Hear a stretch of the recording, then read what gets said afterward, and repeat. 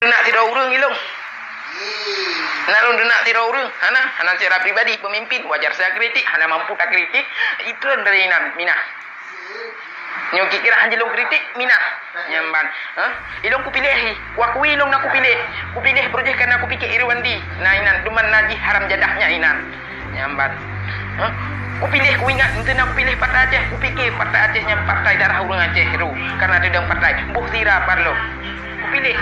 Aku pikir urang Aceh gemuprang ke partai nya secara ilmi. Secara itu dah semikir secara logika.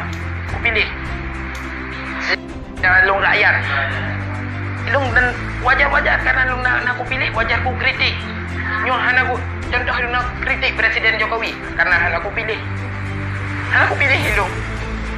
Hana aku kritik karena long hana aku pilih mudah usaha yang aku kritik kan. Tapi nyo karena aku pilih wajar saja ya bamai haram jadah doa urang malam ya Allah Nabi ya Allah pemimpin yang dalam bertentara keluarga ya ambat lagi bertentara urang Aceh menangkeh bertentara rawai ya ambat long meratip tapi kerol nyo kerol long na sabi nyo long meratip kawanyan hanali kalong biu nyamban inang roy kamu je tu buat profil ilung kan tiagam yo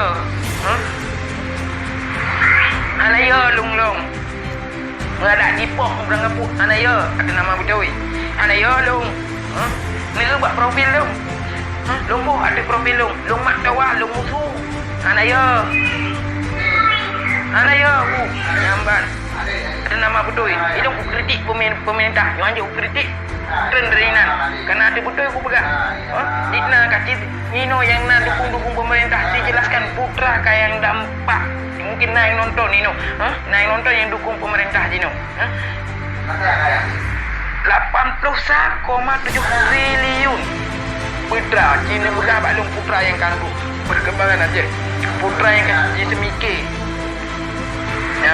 dan lung sampaikan Pak Imran pakai adun lung apa mungkin apa kecamatan dengan lung kan apa kampung lung duri hat drone projek nau lung ida pun wate masa kumpling lung yang lung berhaju bek kan dukung pemerintah jangan betul tentang don nak dihargai nak dihormati di rakyat jerahat rakyat kata projek nak dapat Pak Ipai bek le elanya di lung drone ambak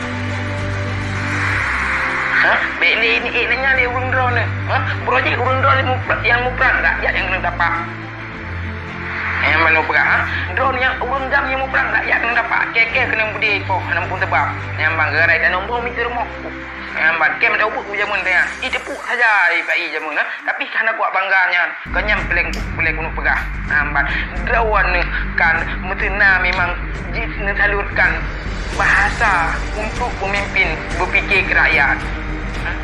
Kenapa buat? Nanti lunjukkan partai Aceh kan tidak menunjukkan tipi kan Imae nan mandam yang berlalu mandum na Ibrahim Imae nan dimensapat dimerangkul dan nahak lagi kepegah nasi cara tanya yang kepegah ikan hana wewenang tapi nahak kudeta setiap anggota dewan nahak kudeta gemerampung yang gempekat kudeta keputusan gubernur sah saja yang isi dari hati orang rakyat. Hak veto daripada anggota dewan memang dia tidak bisa memutuskan tapi hak veto kan Andron menyalurkan suara rakyat